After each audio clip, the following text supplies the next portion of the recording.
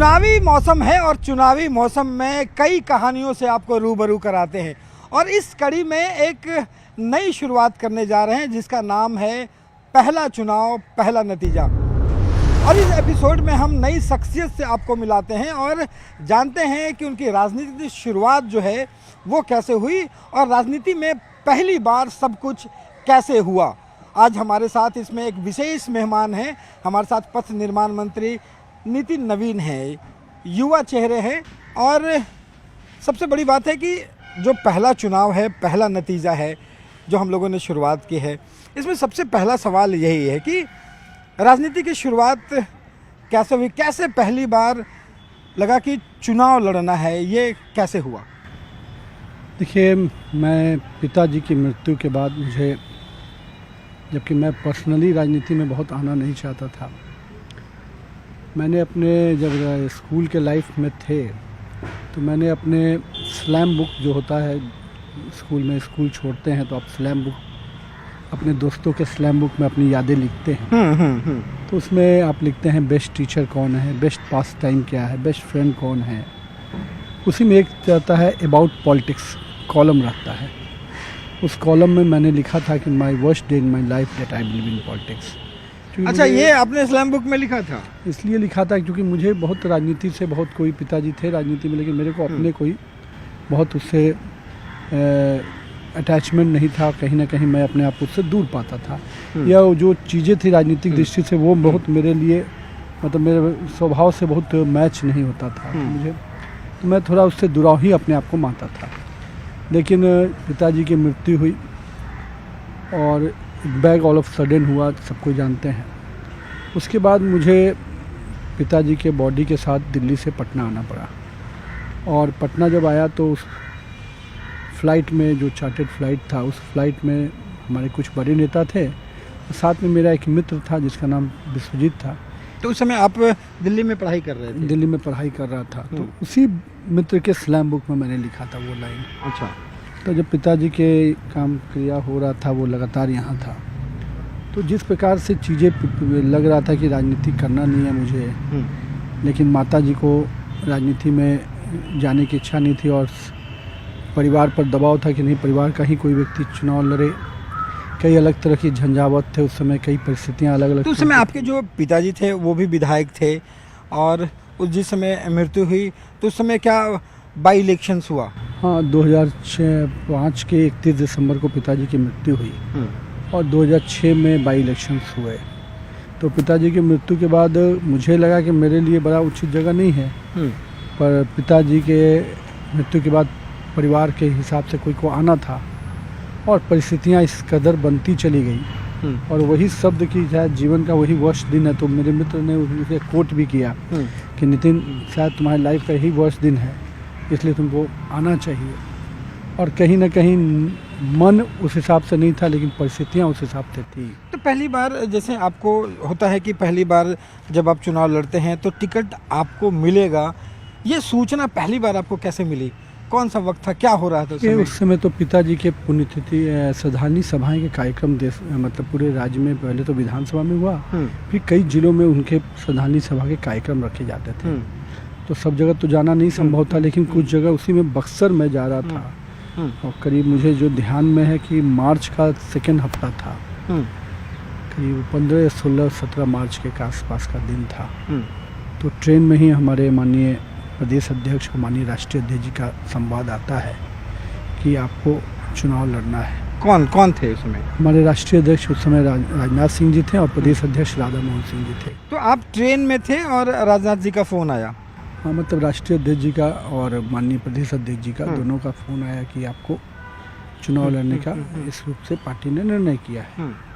मेरे लिए, चूँकि परिवार का और क्षेत्र के लोगों का मन तो था और हम अपने आप को उस परिस्थिति में थोड़ा असहज महसूस करते हुए आगे बढ़ रहे थे, लेकिन धीरे धीरे परिस्थितियाँ बनी और जब राष्ट्रीय अध्यक्ष जी का संवाद आया और उसके पूर्व भी जब पिताजी की मृत्यु हुई तो राष्ट्रीय अध्यक्ष जी आवास पे आए थे, तो उन्होंने उस समय भी हम लोग को कहा था कि जो परिवार का निर्णय या जो सभी पार्टी का निर्णय मिल के होगा वो निर्णय हम लोग करेंगे। बैठिए।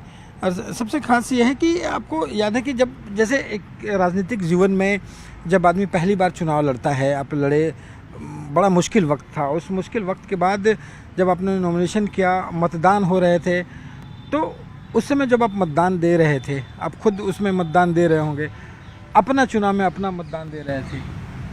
देखिए, मेरे लिए तो मैं चूँकि उस समय मेरा उम्र 25 साल कुछ महीने का था, और उसके ठीक पहले 2024 में जब 5 में जब विधानसभा चुनाव हुआ था पिताजी का, तो उसमें वोट देने के लिए मैं आया था।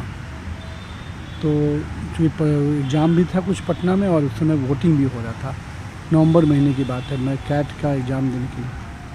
तो मुझे बड़ा थोड़ा उसमें पहला चुनाव में वोटिंग तो पिताजी के लिए करना था या पार्टी के लिए करना था, लेकिन मेरा पहला वोटिंग था। लेकिन एक ही साल बाद वोट करना, तो मुझे लगता है कि मेरे लिए सबसे बड़ा चैलेंज था कि भाई वोटिंग हो रहा है और मुझे अपने लिए वोट चाहिए, और लोग आज वोट कर रहे हैं, क्या करेंगे, कैसे होगा। और बाई इलेक्शन का आपको ध्यान में होगा, पोलिंग परसेंटेज बहुत डाउन होता है, बहुत डाउन था। अब उस कारण से भी थोड़ा तनाव था कि भाई लोग निकल ही नहीं रहे हैं वोट करने के लिए। तो आधा टेंशन तो इस बात की थी कि भाई इतना पोलिंग परसेंटेज डाउन होगा तो चुनाव का क्या होगा। ये अलग बात है कि उस समय सभी नेताओं जो भी लड़े उनका सबका जमानत जब्त हुआ, लेकिन वन साइडेड पोलिंग थी, कह सकते हैं।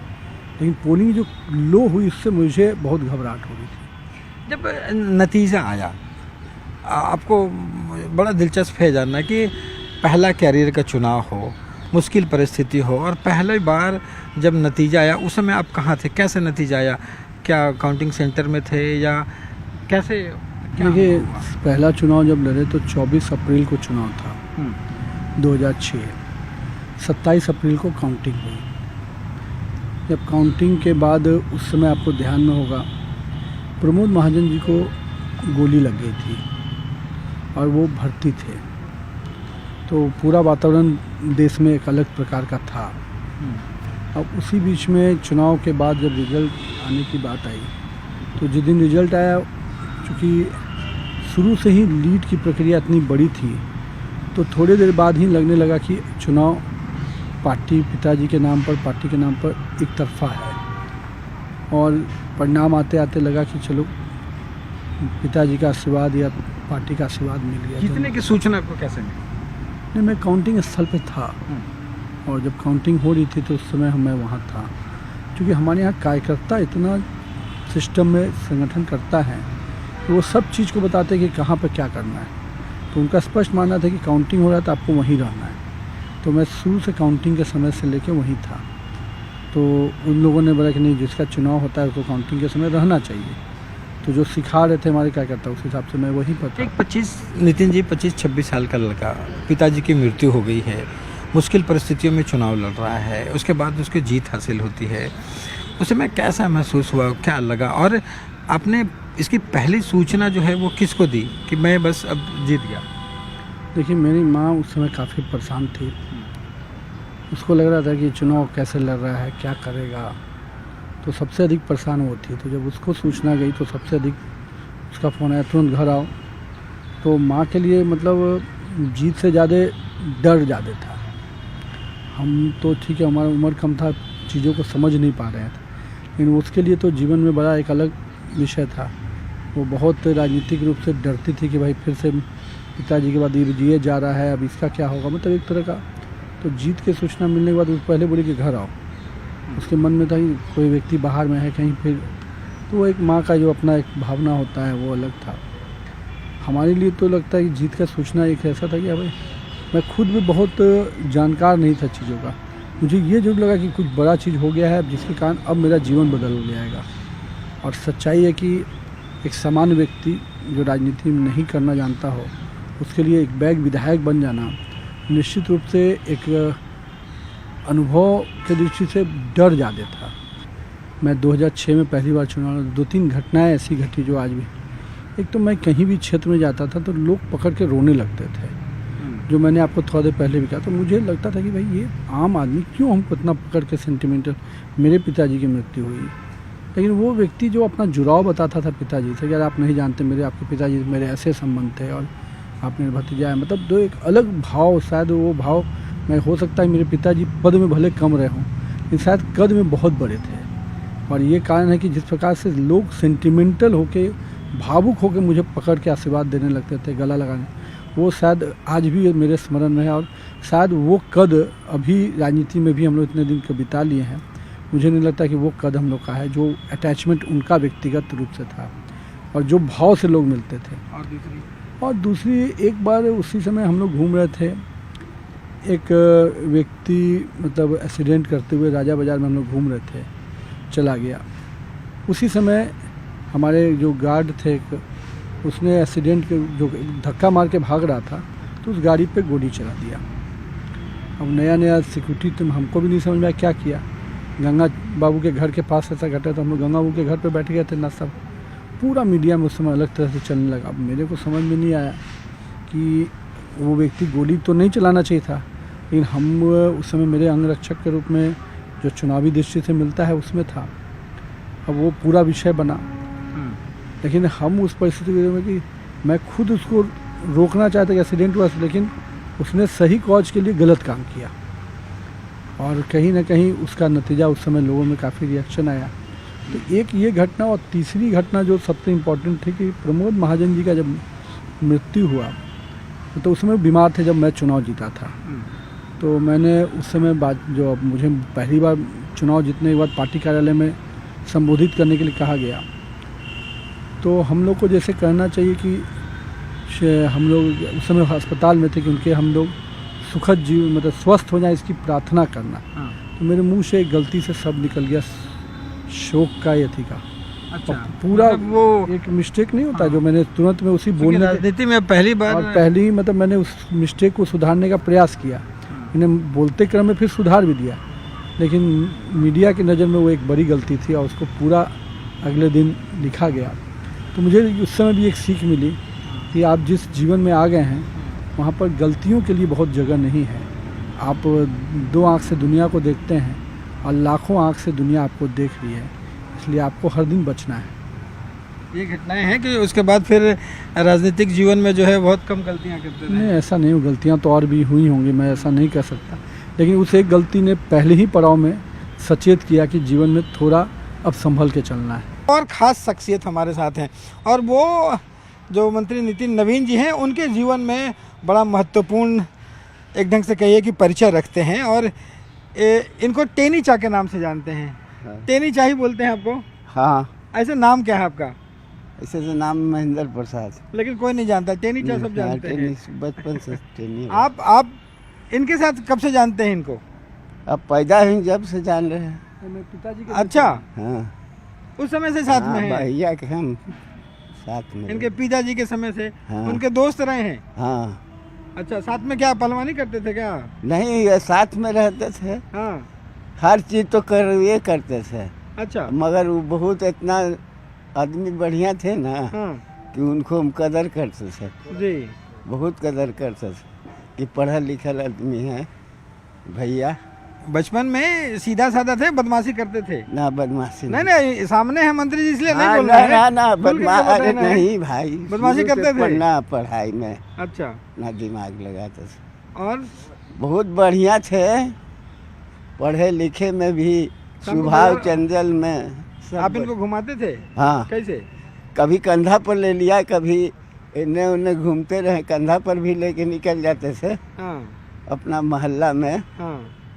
और फिर साइकिल से तो स्कूल पहुंचाना है, लाना है। अच्छा, साइकिल से स्कूल भी पहुंचाते थे? हाँ पहुंचाने लाने का हाँ, काम एन करते थे? कॉलेज आते थे। अच्छा। एन कॉलेज भी स्कूल था। तो जब ये चुनाव लड़ रहे थे पहली बार तो उस समय कितना मुश्किल वक्त था और ये ठीक हम ठाक लोग से? के घबराहट लगता था हम्म, कि तनिक हैं, बहुत कम उम्र था, ये सब जानते थे नहीं, पापा इनको साथ में नहीं रखते थे, ये अपना दिमाग से चले नहीं। ये शुरू से बाहर पढ़ रहे थे? हाँ, बचपन से बहुत पतला दुबला था, हाँ। बहुत ही। अच्छा, टेंशन जहीं से कुछ लाते थे तो छुपा छुपा के कुछ खिलाते थे कि ताकि थोड़ा मोटा हो जाए। अच्छा। और उस बहुत समय पतला थे। बहुत पतला दुबला थे। तो एक बार क्या किया ना कि ताड़ी मिलता था। अच्छा। सुबह सुबह कदम को पिरमोहानी का इलाका था, तो सुबह सुबह बोले कि सुबह वाला ताड़ी पियोगे ना तो मोटा हो जाओगे। अब ला के हमको जिद किए थे नीचे कि थोड़ा पी लो। अब हमको दिए तो हम बड़ा घबरा, हम लोग ने वो महका ऐसा क्या तो 2 घोट पीने के बाद तो मेरा लगा कि सर मेरा तबीयत तो नहीं है कि नहीं हम पी पाए। बोले नहीं थोड़ा पी लोगे ना तो मोटा हो जाओगे। तो हमको मोटा करने, चूँकि मेरे पिताजी भी थोड़ा शरीर हेल्दी था, माँ का भी था, बहन लोग भी सब अच्छे हैं, तो हम बहुत पतला दुबला। तो पूरा परिवार का, मेरे वो चाचा जिनका डेथ हो गया प्रोफेसर थे, वो भी जब आए तो हमको थोड़ा रबड़ी खिलाएं, थोड़ा कि कैसे मोटा हो जाए। तो उसी क्रम में एक बार ये हमको ले आए ताड़ी। अब ताड़ी ला के पिला बोला, पहले महके से इतना हमको उल्टी होने लगा, फिर भी जिद लोग करके 2 घोट पिलाए, लेकिन उसके बाद हमसे हो रहा नहीं गया। तो ये एक इनकी भावना भतीजा को मतलब मोटा करने के बढ़िया उपाय हाँ ढूंढे थे। बढ़िया, ये बहुत दुबला पतला था। क्रिकेट खेलते थे ना, सब लड़कन दौड़ जाए, गिर जाते थे, इतना शरीर के। तो आपको लगा कि सुबह वाला पियेंगे तो हाँ हाँ, बकरी के दूध भी पिलाए। अच्छा। बकरी के तो दूध। ये टेनीचा है जिनका खास जो है वो संबंध नितिन नवीन जी से है, और कई किस्से हैं जो आप आगे आपको दिखाते रहेंगे।